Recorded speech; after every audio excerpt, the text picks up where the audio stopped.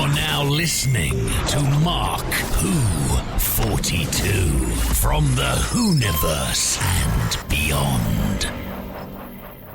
And I'd like to say right now, Mark Who 42 is proud to have 9.9 Comics as a sponsor for our show. 9.9 Comics, if you're out in Brevard County, this is one of the places to go and visit. They've just started recently, and they're located off of 1284 Sarno Road in the Melbourne area. They're starting out, but I met Matt and the team, and they are just really, really, as far as customer service is concerned, phenomenal. It's a really great store. They were telling me about a point system, Mark, and forgive me, I'm not familiar with it, but that's where the 9.9 comes from. When you go to a comic book store, some comics are just laying out there loose and for everybody to read and such like that. And every time somebody picks it up, it kind of depreciates over time. Not in this store. Every comic is protected. In fact, you can't even read the comics. They're all protected for your pleasure. So if you want to keep these comics for longevity and possibly later on try to sell them to make money off of them, they have every comic sealed up and protected. It's just phenomenal. Not only that, but one of the things I love about this comic shop is they sponsor the Candlelighters of Brevard. Now, these folks are a nonprofit organization that take care of children in the Brevard area who are suffering from cancer.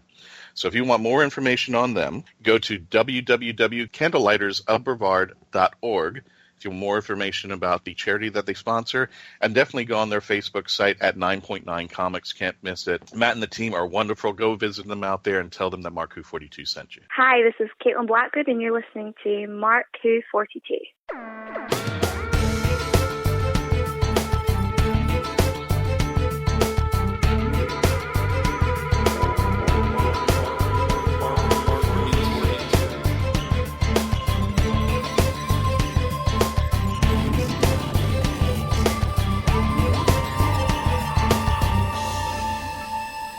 Welcome, ladies and gentlemen, again to another wonderful episode of Mark Who 42, taking you to the Whoniverse and beyond. Today, I'm your host, Christian Basil. Mark and Patty are on assignment, and we've kind of did like a little bit of split up around the conventions, because Mark is, I believe, still in Jacksonville at Time Lord Fest. We're here at the recording studio, but I was over yesterday at a wonderful convention that just got started called Cosmology. It's run by Jake Estrada and David Grace, and they did an excellent, wonderful job. Just a convention of cosplayers on the Space Coast, and it was just wonderful. And I know Patty Hawkins did the grand reopening of Gods and Monsters, so our team's always busy around here in Florida there. Today, we are reviewing The Eaters of Light, but I can't do this alone, so I'm going to introduce the team. Well, actually, I'm going to reintroduce the team, and one of the members is back, and I know Iggy.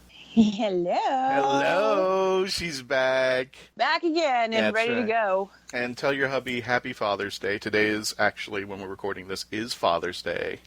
Yes. So yes, we it want is. to give a shout out to all the dads out there who take care of things, even if it's just puppy love. Especially all the sci-fi dads that introduce their children to this perverse and bizarre world of entertainment. Absolutely. You guys are the real MVP. He Woo! said perverse. There we go. I'm going to introduce him in just a minute because everybody knows who this gentleman is, but I'm going to go to my friend Zion. Hello. And returning back to us, Mr. Charles Martin of Space Javelin and also of the Happiness Patrol. Curse me and my choice to live on the West Coast. I know. What's up with that? I'm just back from one of my own conventions. We went to Huntsville, Alabama, to check out Con Castorberus, and we had a lovely time. So you were actually pretty close there to us, and you decided to go back just so you could wake up early. That's so weird. Well, here's the thing, to be very brief about it, is, the Deep South is a place I love dearly, especially for the food and the people. But I got a little tired of every time I would open the door to my room, it was like opening the door to an oven. Whereas when I lived here on the West Coast, when I arrived home after the convention, it was 55 degrees Fahrenheit. And I was just, I am no longer moist all the time. Yeah. Mark Who 42, where time cracked and moist is a thing, okay? And just when you think the show can't hit a new low, here we go again. Here we go again. Just proving it wrong there. We don't have much on the news-wise as things because we will be reviewing The Eaters of Light But we can't talk about the geekdom world. Last week we lost Batman himself, Adam West, but we lost somebody else who is just as wonderful in the geekdom world. He started his career, I believe, if I'm not mistaken, I think he started his career in National Lampoon's Animal House. Well, that was the first time that most of us had heard of him, yes. He was, I forget what he played. Flounder, yeah. He was the lovable the fish? And yeah. Well, everybody had a nickname in Animal House, and he was the everyman character that the audience was supposed to identify with, the new recruit to the house. And yeah, he was quite memorable in the part. And his big claim to fame was he had a recurring role in Babylon 5 as Vircato. But we are talking about the late, great Stephen Furst. He passed away just a couple days ago before this recording, complications due to diabetes. So rest in peace for Stephen. Thank you for just being a wonderful character in Babylon 5. I think I loved his character. I'm trying to figure out another relation for people who may have not seen Babylon 5. I'm trying to find another characteristic, but I can't think of it. But I just think we lost another person who made an influence in the geekdom world. And Stephen, you'll be sadly missed. Yeah. Besides the well-known parts of National Lampoon's Animal House and Babylon 5, he was also a regular on St. Elsewhere in the mid-'80s. Oh, that's right. Yeah, Dad. Yeah, you're right. Yeah. And did a bunch of other things. He actually started out as a pizza delivery driver, which has always really charmed me. Didn't we all? Really was one of those guys who delivered pizzas while he was trying to do acting jobs, and he made it. He also directed. He did low-budget movies and direct-to-video children's movies, but he was a director as well. Oh, you know what? I remember the first movie. Now that I'm taking it back and just thinking about it. The first movie I saw him in was Midnight Madness back in the 80s. Right. And that was produced by Walt Disney World. Walt Disney Productions actually produced that film. I was like, wow, that's a little bit, okay, really different. But I mean, he was the antagonist in the movie, and I just David Naughton was in it. And I just remember it was bizarre, and it was also another actor who would take off astronomically is Michael J. Fox. Who was kind of like the sidekick to David Naughton. He had his own storyline. But I remember that back in the 80s watching that, and it was just a goofy movie. And then, every once in a while I'll be walking and go, Fagga beefy. Or Cherry that Point. Sounds a lot like an insult right there. No, it's not. You have to watch. If you can find it, it's one of those. Where's my husband, Dad? I'm going to use it. Hold on. There you go. It's not an insult. It was just a line in the movie. But, yeah, if you get a chance to find it, Midnight Madness, it is really a bizarre film. But I liked it. It's one of my guilty pleasures in life.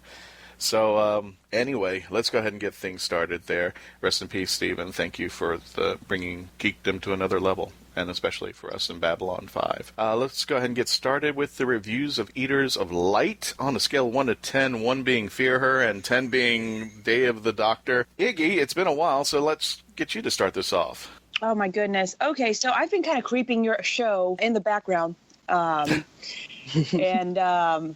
I've heard some of the opinions here, and I have to say, in my very most severe tone, I agree with you guys.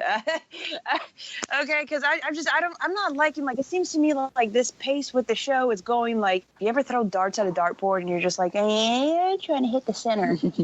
And let's see if this works. And though I don't know, I kind of like the Doctor. I appreciate his personality a little bit. It's freaking me out that he's smiling so much. And that's what I love about it. Okay, it's freaking me out because if you ever see an older man smile at you, it's not a good thing. Okay, my grandpa never once smiled. He never once smiled, and it was a good thing. Hang on. Let me just interject briefly that Tom Baker was only 10 years younger when he was doing the part. Yeah. And he smiled at everybody with a smile that looked like, the Cheshire Cat. So. No, because I will give a shout out right now to Eduardo M. Fryer. Okay, he has ruined the Tom Baker smile for me because there is a GIF that's going around, okay? And it's a little profane, okay? But it is burned in my brain, and I cannot look at Tom Baker the same way, and then I cannot, okay? And by the way, I'm using the term old man very deliberately here and very specifically. This is not an insult to my co-host at all. You guys are not old. You guys are beautiful and young and thriving. Yeah. You have a number to give us, right? At the end of this. 3. 3, okay. Eaters of Light 3. Zion. 4. 4. Charles? I would give it about an 8, I have to tell you. The reason being that this is one of the first episodes in quite some time where I did not have an immediate, obvious, oh, they screwed that up. Right. That's not fair. I thought the scale was only from 1 to 5. My gosh. Oh, well, if it's 1 to 5, then I guess I'll give it a 4. I'm sorry. No, I'm still giving it an 8, even on a scale of 1 to 5. No, there was no, I thought it was a charming little story. I thought very self-contained, except for the, obviously the Missy arc, which was nicely separated from the main story. There was no obvious, oh, that's a problem. Like with last week's Empress of Mars, much as I enjoyed it, the Ice Warriors were lacking their sibilance. They referred to themselves as Ice Warriors, which they never do, and so on. There were issues, minor, but issues. This one I did not have. Maybe I'll need to look at it again, and so with my nitpicking glasses on. But I didn't have a big issue with this. I thought Bill and Nardole were just terrific. The child actors were good. The monster was, quiet, but credible, and so I liked it, and the effects were light but effective, and so I just thought this was a nicely done slice of Doctor Who that I don't have any problem with. I guess my qualm with it is that it feels like whenever Missy is on an episode, it's like she's carrying the episode. Like I find myself kind of looking forward to like, well, what's she gonna do next? What's gonna be the dialogue between her and the Doctor? What's gonna happen? What's she gonna do? It's interesting that it's after making the debut. And let's be fair, Michelle Gomez has made a career out of playing bonkers. Yeah. This unbonkers thing is really holding us all. Whoa, there's really tension. And that last scene in particular, where just the Doctor and Missy were chatting privately, was just riveting.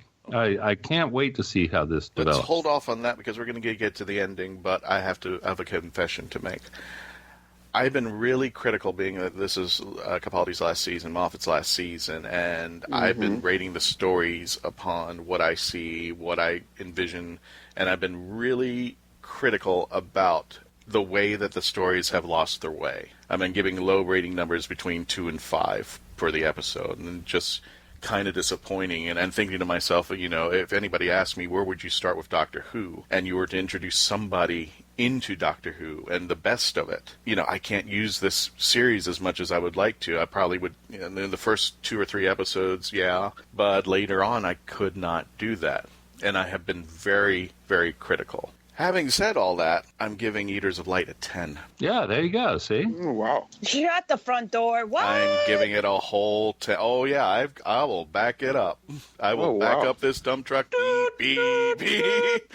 Exactly. I am giving this episode, it's not one of my favorite episodes, but as far as my rating, and I judge my ratings by encompassing how they bode well with the classic series, the Doctor, the writing, the directing, the companions, the interaction, the storyline. I give it a 10. If we are to say that Peter Capaldi is the embodiment of classic Who into the new era, I'm going to say writers like Rona Munro are classic writers embodying the best of what the new Who is. If somebody said, I don't want to watch the old series, or give me an example of the old series and the new series, Eaters of Light is the episode I would use. Yeah, and I would say this is the best completely. of the classic. If you want to see classic in new Who, Eaters of Light flawlessly executes it. Yeah, it's not a stone cold classic like, say, Blink. Right? But it is a perfect example of finally really well done on all points, typical episode. That's what this is. Yeah. And up until we get to the nicely separated Missy section, it is entirely independent of backstory. There's almost nothing you need to say. And in fact, I know this because I literally showed it to somebody who had never seen the show before. Wow. Last night. Yeah. And they enjoyed it. Here's the thing, and I thought this was interesting. We haven't talked about this before. We never discussed about the episode beforehand. But I noticed that the four of us, two who started with New Who, I was literally just about to point that out. And the classic guys gave it a high rating. So, Iggy, go ahead and shout out the vault. Tell us what you didn't like about it, and let's break it down. It feels to me like there is because I never grew up with like old Who. To be perfectly honest, this might sound a little bit blasphemous, but I didn't know what Doctor Who was until I was like about 22, 23. My actual age right now, that's classified. Okay, so it's just been a while. Okay, a lady never reveals. Okay, it's rained a lot since then. All right, so I enjoyed the young stuff because obviously I was introduced to Blink, and it was not fair because I think I was under the influence of something or other. I think I was a little bit intoxicated on the rum, and I was hiding behind my blanket like I turned into a child. I'm like, am I allowed to blink? Or is it just them? Because this is really convincing, And I'm like, all right, cool. So then I wanted to watch more episodes, and it felt like adventure and spark and something new and, something that isn't like weird sci-fi and, because I hear time travel and I'm like, oh, Jesus, really? We're doing this? And so to see something like Doctor Who was just kind of like, wow, this is kind of cool and interesting. And then, I don't know, with this show, it seems like they either try to appeal to the young audience a little too much where I start to feel old, or they start to appeal to the old Who where I feel like I missed something. Like, everybody's excited to see a new, this race that was back in old Who, this alien or this monster. And I'm like, I don't know what this is.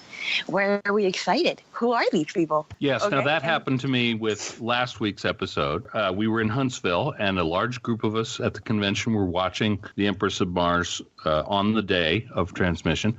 And at the very end, there was a lady who at the end of the show, she actually came up to the organizers, and she was, I wouldn't say upset, but she was a little perturbed that she had no idea why everybody was applauding at the very end. And I don't want to spoil it for anybody, but there's a returning character at the very end, which classic Who fans will instantly recognize. Yeah. But everybody else will be like, what? What is this? This is weird. So, that issue. Yes.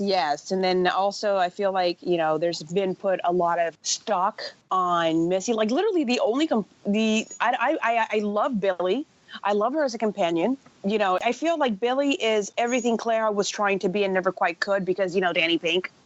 Okay. But I like Billy. I love Nardole. Love him. I mean, I love his like awkward sense of humor and how he thinks that he's somehow a 10 on the sexy scale, but he really is not. I love that. And then I see like for me, like the issue is like the Doctor's personality, like I can't quite pin it down. Like, how any other Doctor is like, well, I know what he's got to do. It's going to be something along these lines. I feel like I can't really like his behavior is not really that predictable. And I feel like Missy's kind of carrying the show. When she does arrive, she kind of just takes over the episode, not purposely or anything. It's just her charisma. It's like, what is she going to do? We know that there's probably going to be a regeneration with Missy. So part of me is kind of wondering, like, where is this going to go? Is she going to stay a female or is she going to go back to a dude? I don't know. That's something that's going to be happening later on as we get closer to the last two episodes. But, Zion, you also kicked it down a little bit. Talk to us. Of course, since this is Rona Munro's episode that she wrote, correct me if I'm not wrong, after Survival. Yes. And I had high expectations simply because of Survival, which I think which is a bad point on my part. But I'm going to pick up from the first scenes of the episode when Bill is with the Roman. Mm-hmm. And she asks, why are you speaking English if you're Roman? Yeah. Mm-hmm. Note that we're in the 10th episode. Prior to this episode, she just went to Mars and spoke to aliens, but yet she didn't think about why are aliens speaking English? Yeah. Well, she did actually. There was a line. She was like, so that's why everybody in space speaks English. Okay. Right. She did. Yeah, it took her a while. I kind of let it pass because if you are on that high, if you're got that adrenaline rush, you're probably not thinking too straight about the details of things. Yeah. And I understand where Zion's coming from because she walked into the TARDIS. First thing, she was asking 20 questions. Where's the bathroom? All that stuff. Things that we, and she been used as a device to kind of answer all those 100 questions that WHOvians have had over the past 50 some odd years but never been able to answer. She's kind of, I think, embodied that kind of companion and that response to people who go like, okay, where's the bathroom? Where's the swimming pool? Where's this library? All that stuff. How come I can speak English? And other companions have kind of just accepted it. She figured it out. Yeah. Also, I have to point out that this is the first time, especially for new series fans, that we've gotten this explanation since The Mask of Mandragora in 1976. Mm-hmm. Are you serious? Yeah. This is the first time they've ever explored how that works. Tom Baker called it a gift of the TARDIS, but yeah, this is the first time we've reiterated that. This is the first time we kind of made it a little bit more scientific, per se, if you want to give it in that the show. term. Yeah, exactly there. Okay, so once again, Nardole is the carrier of this season. He's the best companion ever. Let's just end it there. No doubt. Now, absolutely, Bill is fine. I have no problem with Bill. But again, this is like the 10th episode we're in, and this is the 8th time that we get the I don't do men phrase, which I'm not against it, but like we've been here for 10 episodes. I absolutely see your point there, but I think they mostly brought this up because the reaction the Roman soldiers had was historically accurate. Yeah, which just goes to show that the more things change, the more things stay the same. Yeah, but that's where I want to pick up from. Romans were actually very fond of male homosexuality as long as they was the dominant type. They really didn't care much about female on females. Like that's where I kind of drove the point a bit. And also when the Romans was talking to the barbarians, when the barbarian leader was speaking, saying we had peace, and they slaughtered us, and they don't get it, right? Mm-hmm. And then Bill just comes up nowhere and says, "Oh no, he gets now because now we all understand the language and whatnot." But that doesn't take away the fact that they came in and still ravaged their town. Right.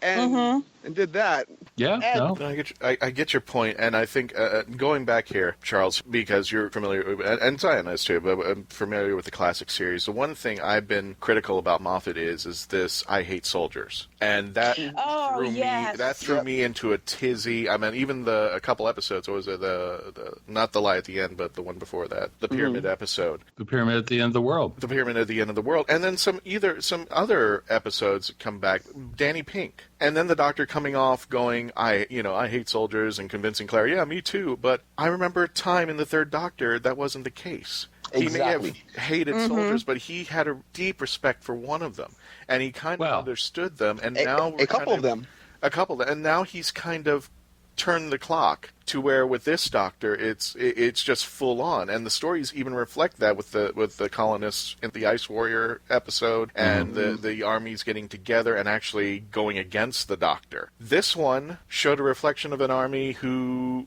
we got to finally see the inside. Not that they're just dominators and they take over things, but there is a heart inside there, and maybe what they're not doing is right, but they're still human. And I had lost that quality with Moffat, and I met one of our former panelists who were on here, Deuce from Happy Hour, was saying the same thing. It's just like, does Moffat just hate the military or something? And it felt that way. But Rona came in and changed that persona for me. She built it up for me.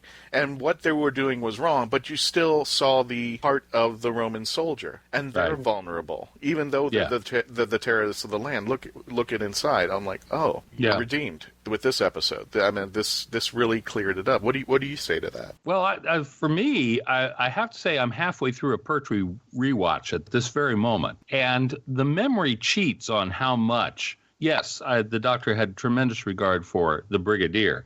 Yeah. But as for the rest of UNIT, he was just using them because he was stuck on Earth and needed a job. Right. It could have been flipping burgers, or it could have been scientific advisor for UNIT. Take your pick. At the beginning, but then we got to know Sergeant Benton. We got to know. Yeah, we did. But if you actually go back and watch those Pertwee episodes, he doesn't treat anybody in UNIT very well, other than, and this includes some people who went on to become his companions. Right. It was very much, this is my show, I'm the star, hello. Oh, you people are just set decoration, for the most part, except for Nick Courtney. But I expect that in the classic series. When now going into the new series, and they're, Joss Whedon in it, for a better term. I'm just saying that the relationship the Doctor has had with the military is more consistent than I think people, they sort of have a hazy memory of UNIT being one big happy family. But as I'm seeing so far, it was more dysfunctional than people remember. No, it was dysfunctional, but it was still a family. And even though he was stuck with it, he kind of... He made the best of it. He made the best of it, and of course, yes, I'm at what I've called the unit red shirts. They were just a device, that said, oh, okay, the Doctor says you need to go in there, and they go in there and they get killed. Oops, sorry, but yeah. But the focus on certain characters like Mike Yates and Sergeant Benton, and even Caroline John's character and Katie Manning's character and Nicholas Courtney's characters, they showed that there was a different side to things. That mindset is not that they are just brainless and just go out and fight. They have a heart and soul, and it was finally embodied in the Roman army. And I'm going to turn this over to Iggy. What did you think about that? Because you are former military, right? Yeah, former military. Served 4 years in the Navy, and although I do agree that there's a lot of bullheadedness, and there's a lot of stupid things that happen. A lot. Okay, and for the sake of Homeland Security, I will now disclose these things. Dancing with a broomstick. But there'll be, there's many times where I walk down to an engine space and there's what are you two doing? Jousting with brooms. Why? These are metal brooms. Is the tip cut off? Are you out of your mind? So it'll be something like that, because boredom's a terrible thing, and that's not just something that's pervasive with the military. I mean, you can have two people that work in a cubicle and give them nothing to do, and all of a sudden they're trying to make staple guns out of something. I don't know. But I'm looking at it I feel like perhaps it was easier to depict somebody with a soldier with heart and whatever, because it's old Roman, because I'm still not sold as far as the modern army. I think that what Moffat has a rager about is the modern, combat tactical vest, gloves, scope on the gun. These guys are idiots. So I feel like it's just more of the modern soldier, that it's, these guys don't think for themselves. They really can't think for themselves, They're expendable. We don't really want to think too much about their feelings and thoughts on something, because they're just going to die anyways. And I felt like perhaps they could put a little bit more art and more passion on an older, more historical figure who doesn't have quite as much protection, or maybe perhaps can question things and make things a little bit more controversial. I don't know. I wasn't sold as far as the whole, oh, look, they might, maybe they gave a little bit more tribute or a little bit more respect. I'm like, I don't know. Show me a real soldier today, something that we know and we relate to, and give that heart, and I will respect that. Zion, I want to go more into the companions and talk more about Bill and Ardell and their role in the episode, but we're going to do that after this first break. But before we do that, let's take a break, and this portion of Mark Who 42 is brought to you by the Infinite Mushroom Comic and Game Shop. We want to welcome the Infinite Mushroom into the Mark Who 42 sponsorship family. They're located on 3550 South Washington Avenue here at the Space Coast in Melbourne, Florida. You got to check them out. You can see their Facebook site and check them out. It's called the Infinite Mushroom Comic and Game Shop, and we are just happy. Of course, we can't do this show without our audience, but we definitely can't do it without our sponsors coming into this. We are nothing without you guys. So want to thank Infinite Mushroom for joining up, as well as 9.9 Comics, and also as well as Funny Faces and Funnies. I had a wonderful time at the convention over at Cosography that was run by Jake Estrada and David Grace. Jake Estrada is also a sponsor who writes Space Coast Comics. That's 2 X's at the end. Like I said, we can't do it without these guys. They're wonderful. We'll be right back after this break with more review of The Eaters of Light here on Mark Who 42. After dark. Don't go away. Don't go away. We'll be back with more Mark Who 42 after this.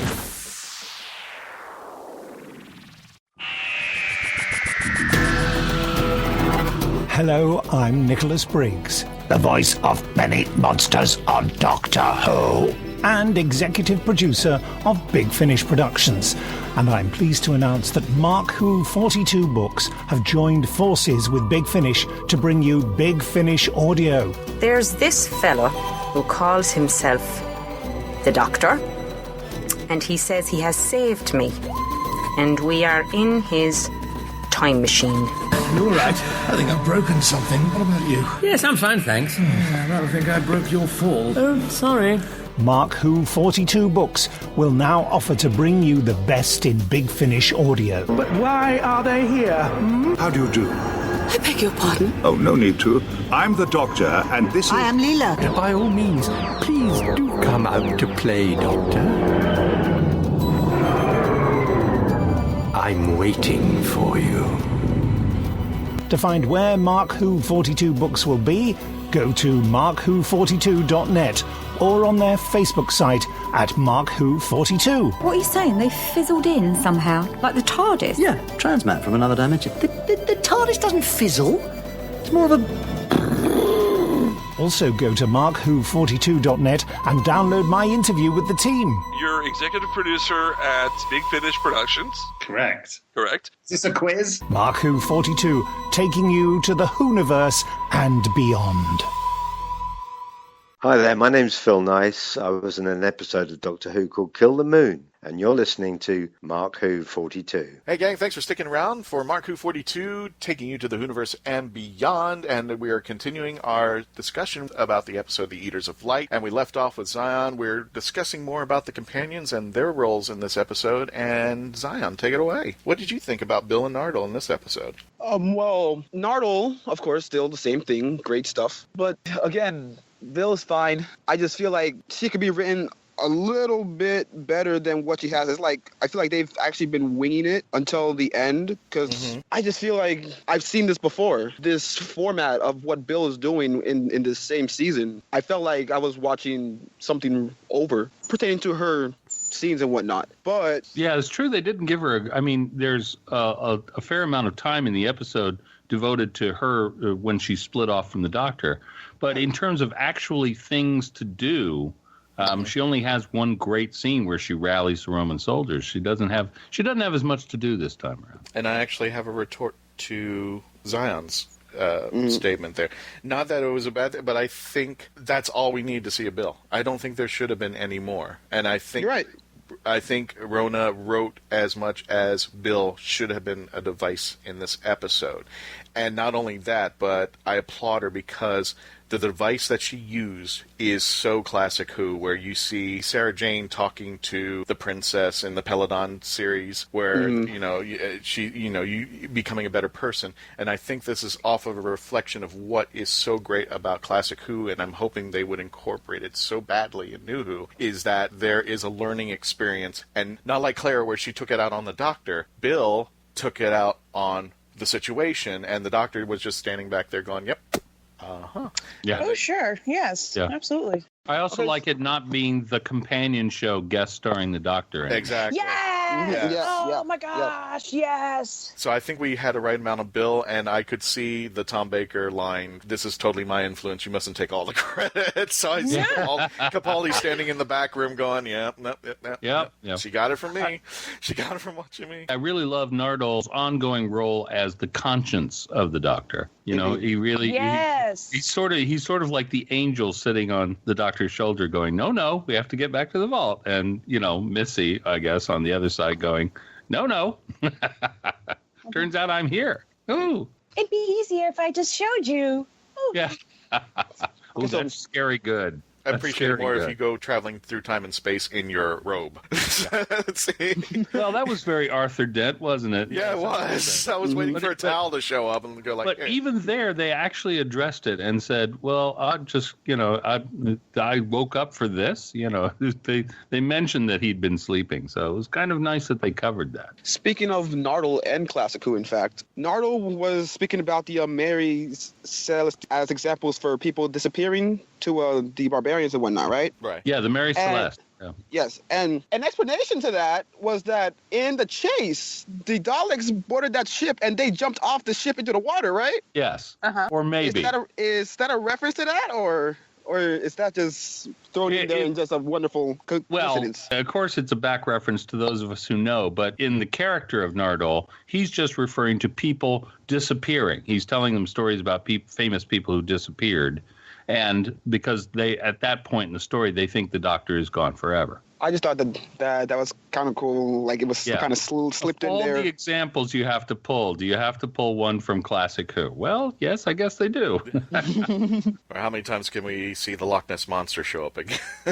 How many explanations can we have for that bad boy? One of the things I was interested, they never really gave a name to the monster in this episode, except for the Eater of Light. If you want to accept that as the name of the monster. In story, they actually just referred to it as a light-eating locust from another dimension. Light-eating locust, yeah. But the story name is Eater of Light because that's what they do. But yeah, they don't have a name, and that's not always necessary. But I do feel like if there's an area to criticize of this story, it is the same as usual, which is that if you have an all CGI monster, it's always going to be less, with no personality to speak of. It's always going to be less interesting than a monster that you can, silly. Than a monster you can, but not every creature has to have one, but, it always comes off a little bit less interesting than a monster like the Cyberman with some sort of relatable qualities. Here, the monster was very much the backdrop of the whole story. Yeah, that's what I was going to say. I don't think the monster was a big protagonist. It wasn't like the Daleks and the Cybermen who have a vested interest and a story in Doctor Who. These were kind of like, and I kind of taken aback by what I called the laser tag neon light calamari strands. That moved around, but I accepted it, and kind of in the same way where the 10th Doctor is fighting off Mark Gatiss' character in the, what was it? Yes. You know what I'm talking about? I mean, the CGI was less than par. Well, CGI always ages badly, and that's the problem. Right. 10 years from now, this episode will be even less fondly remembered. Right, but then I accepted it because everything else was working in its favor, and, I kind of just accepted what the monster was because of the acting and the writing around it. We don't have big budgets. I've come to learn and accept that. But, can we make a better monster? Can we get away from CGI? I don't know. But then we got both. We got the neon tentacle laser tagged calamari monster, that zaps you and puts oil on your face, or something like the Daleks, where they've been so vested that we make them better. We make them look better because they stand the test of time. Yeah. Iggy, what did you think of our Light Eaters? I don't know. I guess it really didn't have an impression because typically when you see a monster, like, let's go back to the last episode, you see, aliens on Mars, and, when I saw the way that they looked and the way that they were behaving, there's always that eyebrow raise and my eyes get a little bit wide, like, oh, interesting. Yeah. Okay. Yeah. And then with this one, it's almost like my face didn't respond to it at all. I'm like, okay, cool. All right. And I'm like waiting for something extra, and I'm like, okay, this is very Japanese style, the tentacles and the things, and look at oil. And then literally what went through my mind when I saw that, I'm like, I wonder if it's at least exfoliating, or is it just going to make you break out? Like, I don't, that's just so rude to put oil in somebody's face. Like, you haven't, sits everywhere. Like, and that's kind of like how my brain just kind of skipped right over it. I was just like, okay, cool, whatever. It's just, this is a popcorn show for me. Like, and that's always like, a way that I describe it, like, you've seen all the Fast and Furious movie, like the first one maybe had a good story, and then now that we're at Fast and the Furious 8, it's just a popcorn movie. It's like, you're not really like watching it for the story or for the characters or whatever. You're just like, entertain me. Dance, monkey dance, Right. And so when the monster comes out, I'm just like, cool. There's ways to do... Hang on, Charles. Let me jump in, and then you can come back in there. Of course. I'm glad you mentioned the word popcorn, because what the hell was in that popcorn? Exactly. Jeez, was that explosive Jeffy Pop? What the hell was that? Well, it's because oil. Yeah. Wow. It was because the entire bag popped all at once. Yes. Oh, I got that, but I'm just like, whoa! I've cooked things in the microwave. I've let them sit, and I'm like, what the hell is in? I understand they were using it as a device because the distraction, but my God, I want to get that popcorn. Oh, come on! You had never put an M80 in a popcorn bag and stuck it in the microwave? Come on, live a little. Not this. Well, this is. I was just going to say. Go ahead. I was just going to say, you kids today with your microwaves. If you ever cook popcorn on a fire, this is the way it happens. When it reaches the boiling point, so to speak, It all pops at once, but of course in a microwave like you don't a woman. Hey! Yay! But I thought that was an especially brilliant way to create the distraction necessary to run away, because it was so deftly handled. You know, they were like, well, I had some popcorn. No. And then he casually tosses it in the fire just the right moment and keeps talking just long enough, and then boom, and out. Oh, it was brilliant. I loved it. I just thought, my God, I was just like, I understand the bag all popped at once, but I was just like, whoa, my God, was there like dynamite in there as well? It was just pop, bam. I'm like, damn, that's some good popcorn. I don't know what planet they got it from. Orville Redenbacher planet or something like that. I have no idea. The snack that pops back.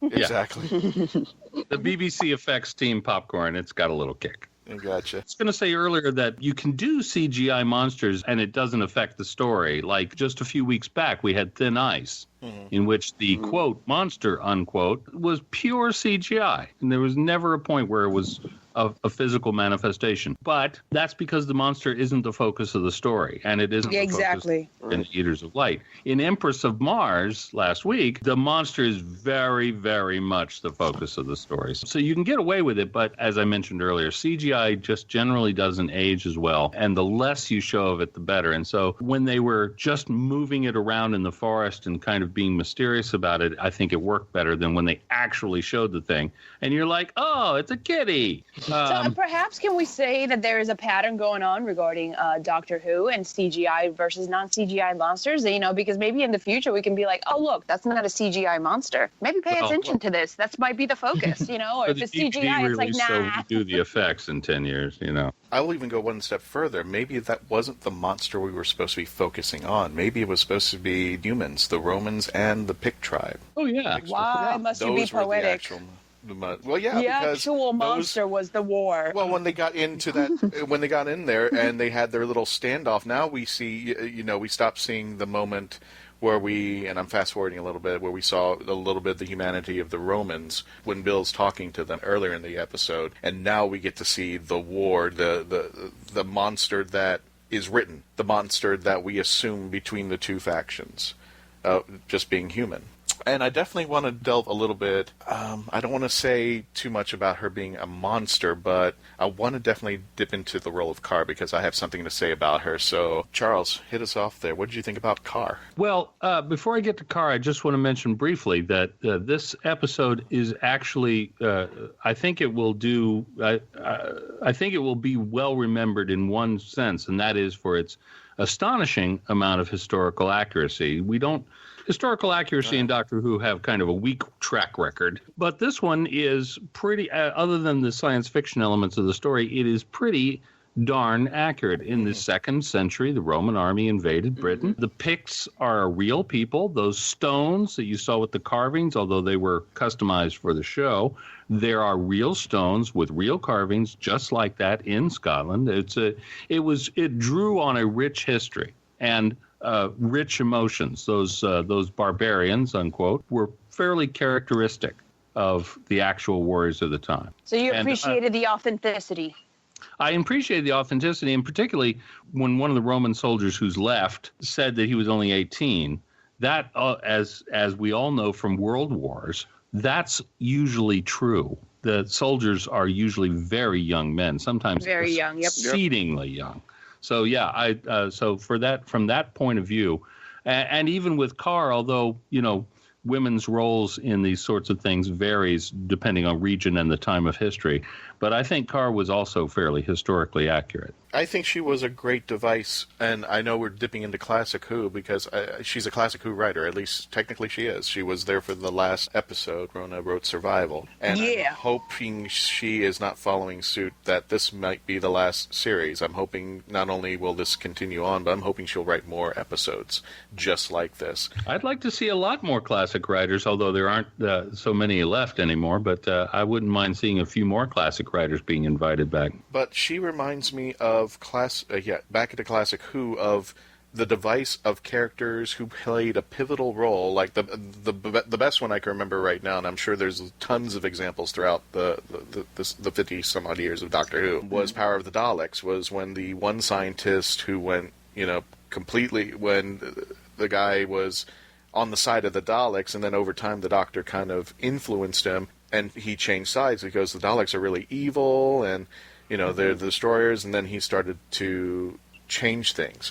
And that type of character kind of runs a lot through Classic Who, where you see the change evolution, and an influence from the Doctor to a character that is very strong like Carr. But in this particular case, he was just berating her. And, basically telling her, you know what, you screwed up big time, but you were at a vulnerable moment. You had to make a decision. But I'm just reminding you, when you make a decision like that, it is not an easy decision. To save your people, you had to destroy the world. And she felt that pain, and he wanted to make sure that she felt that pain. Yeah. But there was a redemption. There was a chance to fix it, and she learned from the Doctor that she could fix it. This was very much a callback, particularly to the Pertwee, although, as you say, you can find examples right the way across the classic years.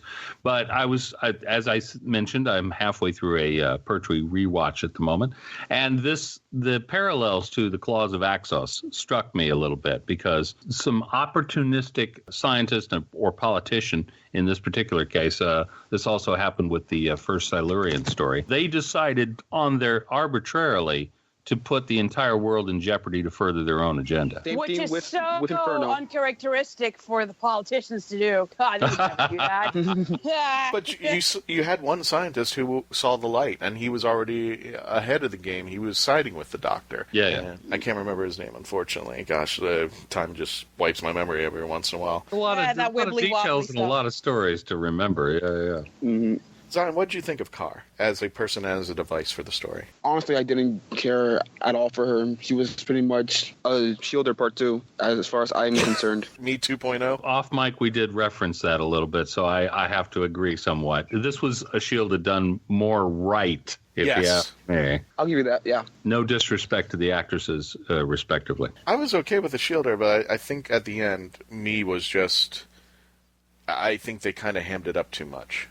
I think, and especially leaving in the floating TARDIS. I did like the device that she was there at the end of the universe, at the end of time with the Doctor, and she was there, and now he kind of sees what he created and what influence he's had, and going like, okay, well, if anybody's going to be at the end of the universe, it's going to be me. And that's part of what made his lecture to Carr so interesting, was he's speaking from a position of experience.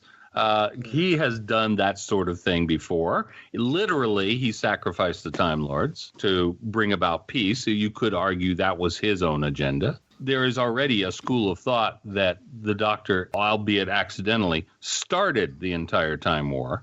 So ultimately that was, he's speaking from a position of experience, and yet he's being a little hypocritical there, I think.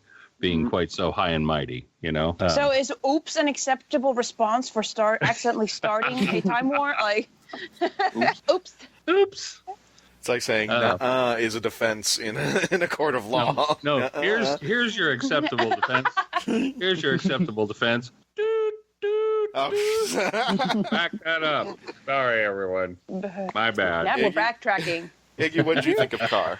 Well, at the risk of sounding repetitive, I'm just going to leave this at a solid, I agree with Zion. But yeah, I don't know. I don't think that I can really add anything here that hasn't already been said. So I'm going to go ahead and toss that right back to you there, buddy. And the pass. All right. And the kick is good. I'm going to pick up off of the Eaters of Light real quickly. Yeah. The moon was out for this entire episode, right? I didn't notice, but if you caught that. Well, a lot of it takes place in the daytime, but yes, there are nighttime scenes too. The scene where Bill is with the Roman soldier and they're in the forest at night, the moon was out, correctly? Right? But if so, my thing is this. If this monster is poisoned by light, but eats light at the same time, right? Mm-hmm. The moon isn't its own light source. It's a highly reflective rock from the sun's rays. Right. So if the moon was actually out, why isn't this thing burning on the floor if we have a full moon out? That's a good... That's science. That's a fair point.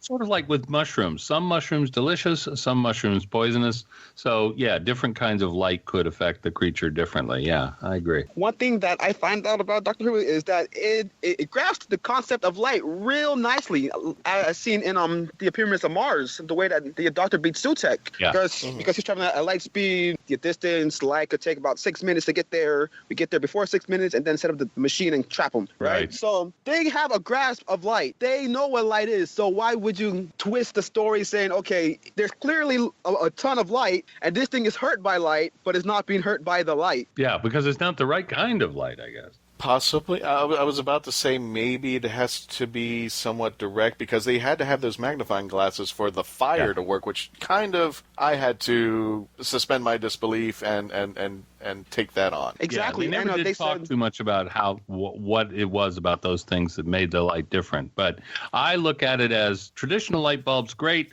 LED light bulbs, fatal. Yeah. So, the only explanation is that I could only see is it had to be some kind of focused or direct light. With the sun, it's focused. With the moon, it's a reflective light.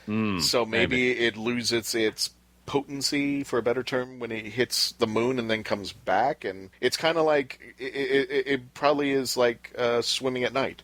I mean, you won't get a sunburn swimming at night, but in the daytime, yeah, you will burn. And if these guys wear SPF or something like that, I have no idea. But that's the only explanation I could give for that. They did mention that the creature would gain strength in normal sunlight, so there is that. Right. Or maybe just the aspect of a moonburn just sounded way too ridiculous. That too. Oh, come on, be realistic. Exactly. I'm getting a tan off this computer monitor I'm sitting in front of, so yeah. The sheen coming off of it, it's so glorious. The radioactive right now. Here. So the discussion about, and you were talking, Charles, about historical accuracy, and one of the scenes that I thought was interesting, I know a couple of us were talking a bit earlier that it was a bit redundant. We had just kind of grazed on it. That the scene where the Romans are talking to Bill, and we've kind of gotten this, Zion, I'm going to pose this question to you. The scene with the Romans where Bill's talking about their sexuality. Right. What did you think about that? I think Charles actually favored that because it was more of, it's historically accurate. It's totally historically accurate. It is historically accurate, but as I said before, it would hold more believability if Bill was a man because they only cared about the masculine side of homosexuality rather than a female aspect of it. Right. Well, I'm saying that lesbianism was not unknown in Roman times. Right. How individuals actually felt about it, you're probably right. There, just as today, there were people who were terribly prejudiced about it and people who didn't care. Right. But back then, it was a totally different story. It was actually much more common, not in terms of incident, but it was much more commonly known than the way we pretend, the way we dance around the issue a lot these days. It wasn't as frowned. Kind of ironic. But this all comes around to, we get it. If I hear one more scene of Bill saying, I don't date guys again, I'm going to lose my mind. Hey, Zion, I don't date guys. It's not my thing, man. I don't know. You married one. Let's be fair. I think Zion has a very good point that they have had to beat us over the head with this point a couple of times. Bill's a lesbian. Got it. But the other thing that we that has gotten omitted in this discussion is that she didn't bring it up out of the blue. She was, there was very obviously an advance being made upon her, and she had to go, no. So, they had an excuse for bringing it up, but you're right. It's getting repetitive at this point. The only thing that kind of upsets me a little bit, and I feel like I need to get this off my chest here. It's I feel like they're making Bill like the ultimate prejudice. She is black, she is a female, and she is lesbian. All three prejudice, all in one. Now, how is she going to handle this as she travels through time and space? So though I appreciate some aspects because I'm always up for the side of victory, overcoming and empowerment. But at the same time, I feel like I don't care if somebody's a lesbian. I don't care if you're black.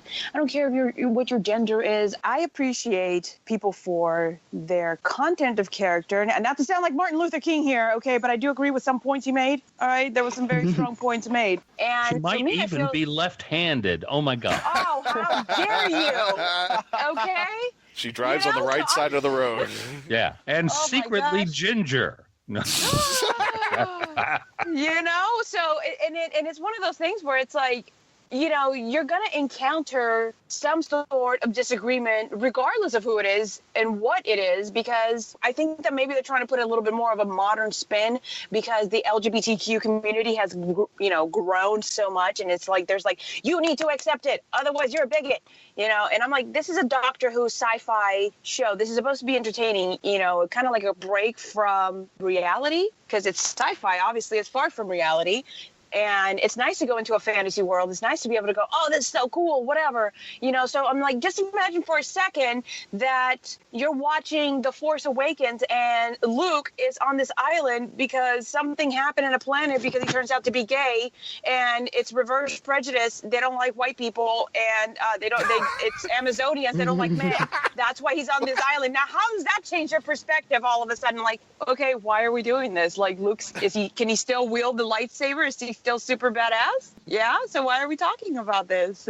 Here's how I see this. I don't mind the social justice. I don't mind it popping out if it's going to strengthen the story somehow. If this is just going to be some 5-second one-off to discuss it, and I accepted the Roman discussion of homosexuality because that was the truth, and it became not part because Bill can't date. It's because this was historically accurate and they were open about it, and we, you know, if whoever wanted to put in a little bit of social justice, in the meantime we had something historically accurate. Win-win for everybody. The plot point they were trying to communicate was that the Romans were much more cool with all this than we are. No, that's fine. And there was no other way to bring it. There really wasn't any other way to bring that point up other than to mention Bill's sexuality. Now, having said that, you're correct in saying that this doesn't serve the story at all. I mean, sure, exactly. Because when did we first find out that Bill was homosexual? Right off the bat. I'm actually going to retort to that, and I think it's because it made the Romans more human.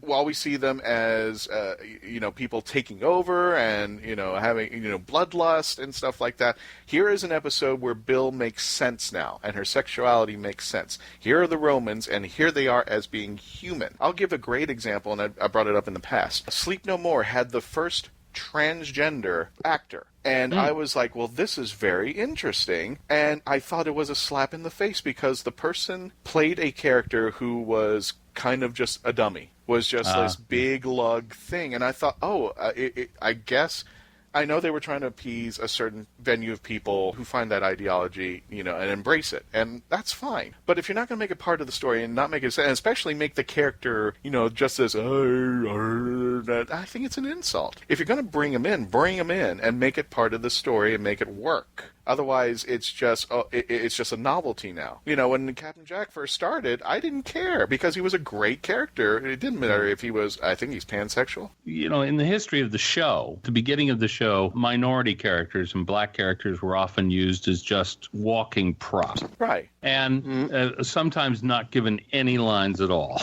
But we're talking about times in 70s and 80s where that was I wouldn't say appropriate, but that was just the way. Well, and of course in Talons of Weng Chiang, most famously, the producers deliberately chose, for whatever reason, not to cast an Asian in the parts of Asians, and instead to do exactly what the Victorian times would have done, which is, British people are the best at playing any minority, so we'll have a British person play. No, that's fine, but I don't want to say that's fine, but that worked then because that was the standard. I'm not saying it's right or wrong. That was just the 60s, 70s, and 80s. That was just the way. Today, that will not work. And something like M. Night Shyamalan's Airbender didn't work. Well, exactly. And I think we're just seeing that again. But there's always a tendency when you're trying to address something that has not, when you're trying to address a wrong, there's very often a tendency to overreact to it. And in the case of, that's one of the reasons why I think we get so many mentions of Bill's sexuality is not just for plot points, although I agree with you that it did help humanize the Romans here a bit. And also, when you're trapped in a cave, you just talk about stuff. But especially when you're trying to date somebody in the cave. But I do feel like we're tending to overreact to this. That we've never had a lesbian in the show, so here's a lesbian. And by the way, did we mention that she's a lesbian? Also, a lesbian. Because lesbian. For me, I would have appreciated if it was like for example, there was maybe like mentions and hints as far as Bill and her sexuality. It would have been better if there was like maybe hints, like, is she dating a girl or is she just going out with some friends? Like, I don't know, skip over it. And then the show with the romance is, oh, no, I don't do guys. Have that be the confirmation. It's like, what? Okay, cool. And then we get over it instead of like, I'm a lesbian. Hey. Iggy, you are that's exactly that right. would have been a great approach. And I should mention that although there's a long history of gay characters in Doctor Who, that's exactly how they were handled. It was never explicit. It was always, maybe. Yeah, I agree. That point would have been so much more effective if they handled it that way. Agreed. Going back to what you were just saying, I said that ideology of one race fits all. Today, like when you have movies like Johnny Depp as the Lone Ranger, that killed the move. Not to mention any further, a couple movies that Johnny Depp has killed over time, but I mean, it's not acceptable today because we've grown up. We're way past that, and today it would not be acceptable. But at some point, when do you draw the line and say, okay, it has to be part of the story? Don't make it just some kind of media spectacle.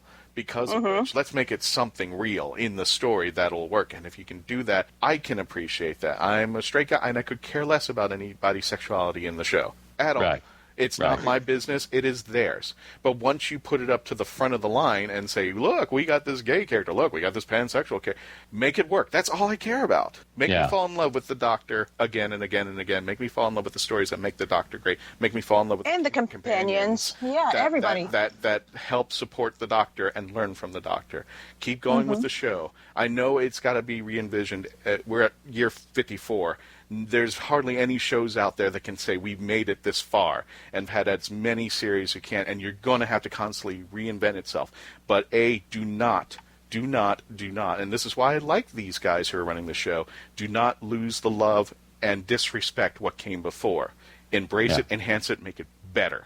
Don't make the Centaurans these hokey potato head creatures when these things were, vast killers during the Centauran experiment. Now they're kind of jokey. I know it's a new generation and we try to make it more comedic, but... Yeah, I look forward to the return of the Centaurans as badasses. Yeah, I guess. They're badasses, and I guess... That is unforgivable. I'm sorry. Yeah. One in a billion, I'll probably let slide because I've kind of fallen in love with the Pasternatter gang, but I mean, they're badasses, and let's leave them as badasses. They have to be as threatening as any Doctor Who characters should be. Although I want Dan Starkey to just keep doing what he's doing because he's great. Yeah, well, like I said, I let it slide. If you're making a billion clones, one of them's probably going to be a bad potato in the French fry bag. Speaking of gay characters...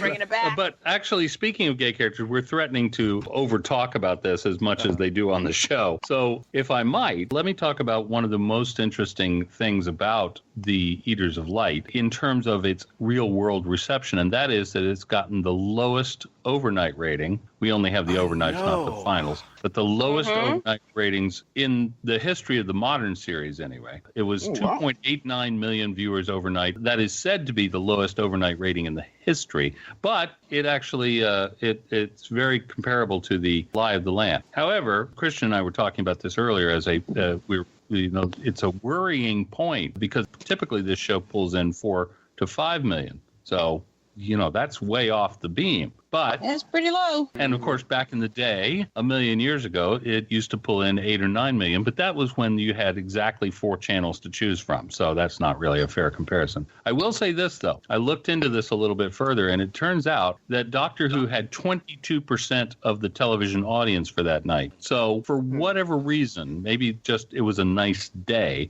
but just a lot of people didn't watch TV that evening. And so I'm not as concerned about that overnight as I would have just from the 2.89 million. I was very worried, and then I looked and said, oh, they got almost a quarter of the entire television audience? Oh, well, that's not so bad. Yeah, then that's fine. I think it also, they've had 2 tragedies recently. I'm not saying that's the defense. Oh, you mean the London? Yes. The and the fire. Yeah. So maybe people are paying attention to what's going on with those right now. I mean, it would just, I don't want to make this harsh comparison, but it's the only thing I can think of. It would be like 9/11. You're not going to watch your favorite TV show. You're going to watch what's going on right now for the most part, and then you get to that point in your life to go, you know what, I'm done with this, let me go back and watch Doctor Who, that might be the case. Then you had the terror incident on London Bridge, and as well as the fire that took place, and our thoughts and prayers for everybody who's been affected by that, really. Absolutely. Of course. Indeed. I think they're focusing on that right now. I could be totally wrong, but seeing this from my perspective, when we had the tragedies in 9/11, it felt all the way down to Florida. I mean, that was what the TV was on forever, for quite some time. We were paying attention to what was going on, and the fire in London is still fresh. Yeah. So maybe people are paying attention to that. That's just my estimation. But again, you said there were 22 people. 22% of the audience. Yeah, so I'm not worried because Not too bad. less people were watching, but they were watching Doctor Who. It got reasonably good ratings from the usual sources, SFX Magazine, the AV Club, Entertainment Weekly, New York Magazine. They all seemed to like it pretty well. And we generally gave it decent scores. There were, some people had issues, others had less issues. But here's the thing about this, though, is that this is almost a holding place story because we're coming up on the finale. And let me put you a hold right there, because when we come back, we're going to talk about the appearance of Missy at the end of the show, and then we're going to do a wrap-up and our convention announcements. When we return to Mark Who 42, taking you to the Whoniverse and beyond. Stay tuned. And beyond, beyond, beyond, beyond. Don't go away. Don't go away. We'll be back with more Mark Who 42 after this. Mark Who 42 is proud to have Famous Faces and Funnies. This is a huge, mega comic book store. I mean, they just have literally tons and tons of comic books, novelties, everything. They're located off of 3020 New Haven Avenue in West Melbourne. And if you want to give them a call and just let them know Mark Who 42 sent you, it's 321-259-3575. But this thing is just a huge, I mean, you've seen comic book stores and nothing against them, but you've seen them, these tiny little shops, and they have comic books and they have merchandise and memorabilia and such like that. This place is like the best term I can put is the Costco of comic book shops. So you go from one store and there's another section, and it's just huge. They have Funkos, they have tons and tons and tons of stuff in there. I mean, it's hard to explain, but if you have any geekdom out there, Famous Faces and Funnies have got it covered for you, from Doctor Who, Star Trek, Star Wars, everything. And also Rick is the guy who runs it, and all the team over there, nice, friendly people. And I believe they're going to be joining us at MegaCon this year. So definitely want to check out our friends at Famous Faces and Funnies in the West Melbourne area if you're out there. The voice of Christian Basil, take one. Hi, I'm Christian Basil, and I would like to provide my voice for all your voiceover needs, such as... Okay, like an announcer. Like a what? Like an announcer. For all your voiceover needs, such as animation, radio, announcements, introductions... Now an old man. I can even record voicemail for all the Meshuggahs that call you. A pirate. Arr, and it won't cost you a lot of treasure for me services. Arr. Creepy movie voice. Just call 407-761-2679. 407-761-2679, or email voiceofchristianbasil@yahoo.com. Well, how was that? That's a wrap. Hello, this is Nicola Bryant, and I am wishing Mark Who 42 a very happy 5th birthday. A happy anniversary, guys. I wish you at least another 5. Welcome back to Mark Who 42 in this final wrap-up of this episode of The Eaters of Life, taking you to the Whoniverse and beyond. And we're going to Charles right now. As we're wrapping this up, we're going to talk about the ending, which kind of, for about 2 or 3 minutes of that ending, I was like, wow, okay, something is brewing. I don't know what, but something's happening there. So, Charles, tell me about that. What do you think? What's going on there? Well, now, last week on the Empress of Mars, as the Doctor returned to the TARDIS, Missy, who was in the TARDIS for the first time, said, "Are you all right?" And that line just dripped with foreshadowing. Yeah. Oh. And there's a lot of fan speculation that Capaldi's process of regeneration is already starting. Possibly. It's not obvious to us yet, but it is already underway from the incident where he was temporarily blinded. She can see it because she's a fellow Time Lord, but a lady, Time Lady? Oh, I don't know. So confusing these days. Anyway, in this scene, and this is a call back all the way to Death in Heaven, at least, if not further back, she is trying very much to renew her friendship with the Doctor. And there's a lot of tenderness in these scenes that we're really not used to from Michelle Gomez. So or from that character. She's much less bonkers, in fact, not bonkers at all. And so, yeah, it's really throwing us for a loop. But I have to admit that I find the whole, is she really being sincere or is she not, kind of delicious? Because this is really Moffat at his best. This is the one thing he does super well, is keep us guessing about a character's actual motivations. And I don't feel like we're going to get this resolved until the finale. We have 2 more regular episodes to go. Next week's World Enough in Time, and then The Doctor Falls, which, by the way, will be an extended 60-minute episode. But then there is a Christmas special later on. But I feel like this story will be wrapped up with The Doctor Falls, and we may even get a glimpse of Capaldi's successor. Maybe. We'll Possibly. see. Yeah. I'll bet you the ratings will be better for this. That much I can assure you. Yeah, they're definitely. Yeah. Everybody's anticipating about the ending here. Zion, what do you think about Missy's return? Well, not her return, but her being a companion now. She does qualify by. She does kind of qualify as a companion. Yeah. Okay, her being a companion reminds me of Green of the Shulker. So I'm actually really happy about that. Yeah. As far as Missy, I'm concerned, I'm actually really intrigued about how she actually got to this point rather than her actually being at this point, because the Master just being locked up in a room for some time isn't just going to make him switch from the person that we all come to hate to this person who's fine being locked up in a room and staying in the TARDIS fixing engines and whatnot. Absolutely. She has the same mentality. I mean, like that comment that she made, she was like, I once made a gun out of some leaves. You think I couldn't get through a door if I really wanted to? You know, she still has the same mentality. So I don't know really whether to believe this act that she's doing. I don't know. I love that she has gone from being his greatest arch enemy to his mechanic. That, yes. That's great, yeah. It's quite a fall. I'm going to say this, and spoiler alert, I'm going to explain at least the role of Missy and the Master. I'm going to try. I might be totally wrong about this, but here's this is speculation on your part. This is speculation, if you want to call it a spoiler alert. I think we're going to see the reason why John Sims regenerates into Missy. I think the Doctor is going to be a part of it because he has all those regenerations. Because we never got to see John Sims regenerate to Missy. We never got the reason, and I think somehow or another, being that the Doctor is going to regenerate might loosen him up to some point where he might be vulnerable so that Missy can take some of his regenerations. John Sims is coming back, so I'm going to assume that it's going to be a regeneration scene, and not only that, Michelle Gomez has mentioned that. So if she takes some of the lives away from the Doctor, puts it in her previous self, then now she's got regeneration, and then she can change her appearance, and then we get to see whoever the next Master will be. That is my prediction. Maybe. Ooh, Yeah, interesting. That's a possibility. I want to mention real quick that in the story, The Eaters of Light, the Doctor did something incredibly out of character, and it was even remarked upon in the story that he decides in order to keep the dimension portal closed, he's going to go fight the monster for eternity. Shades of Star Trek there. But anyway, so this, use up all his regenerations on this one monster and so on. And that seemed very odd. And even all the companions and all the other characters remarked on how odd this was. No, that's odd.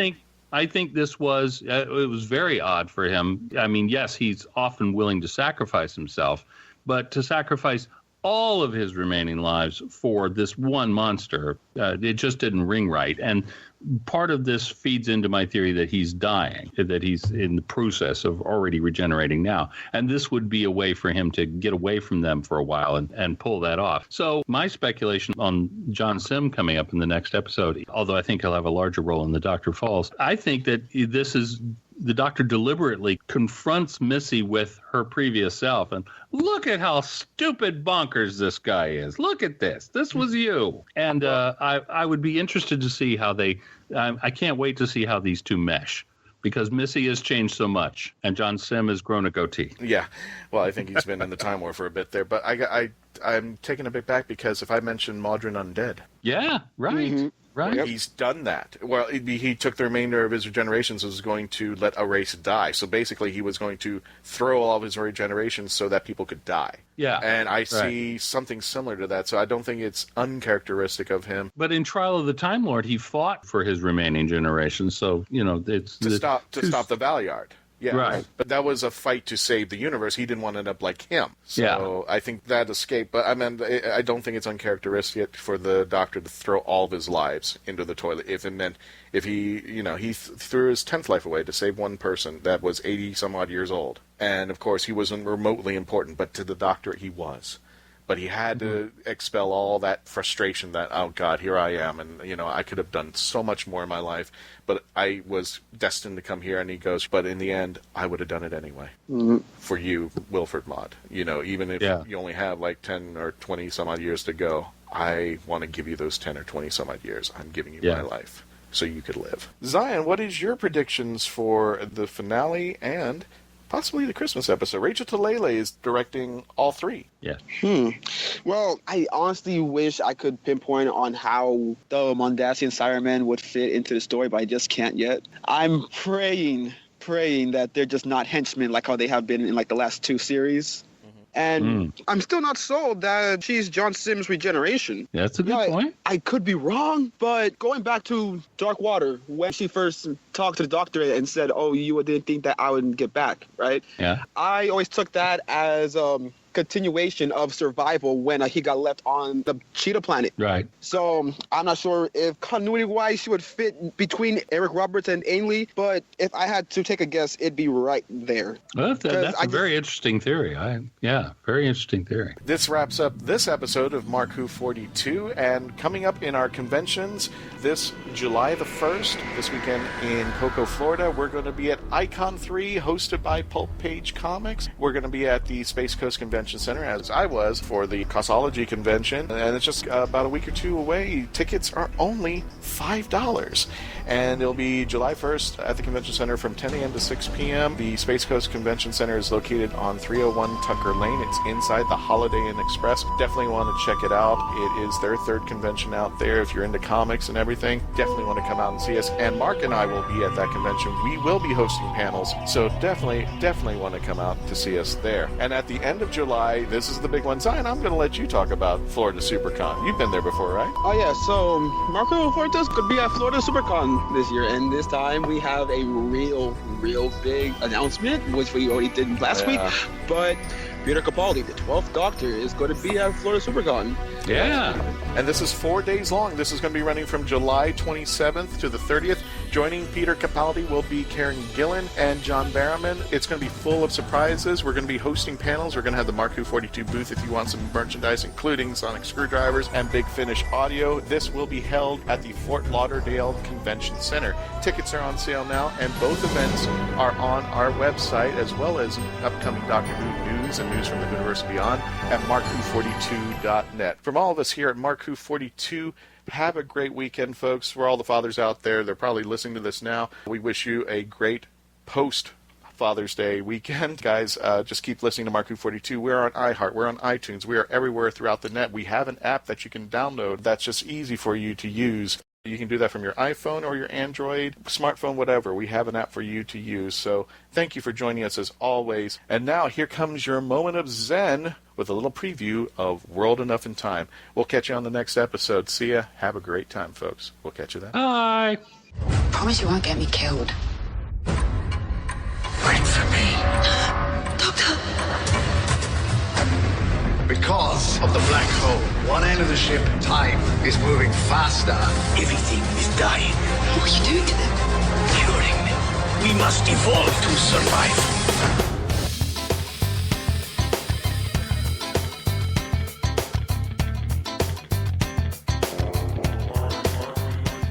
Mark Who 42 is written and presented by Mark Baumgarten, Christian Basil, Patty Hawkins, Iggy Matthews, and Zion Kiros.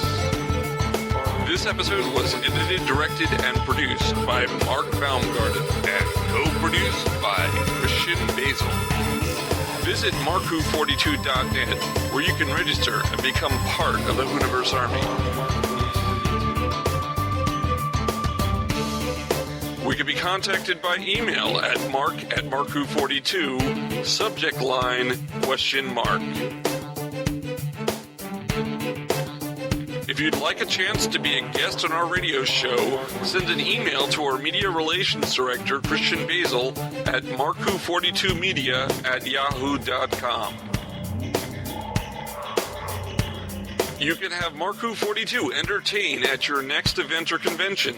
Go to heroesonhand.com/Marku42. Space Coast Comics is a free monthly magazine found in over 120 locations currently throughout Brevard County, parts of Osceola, Volusia, and Indian River County in Florida, and available in Chicago. Follow them on Facebook to learn more.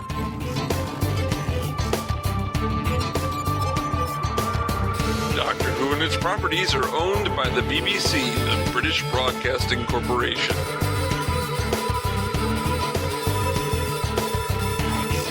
This show is owned and copyrighted by Mark Baumgarten, 2017.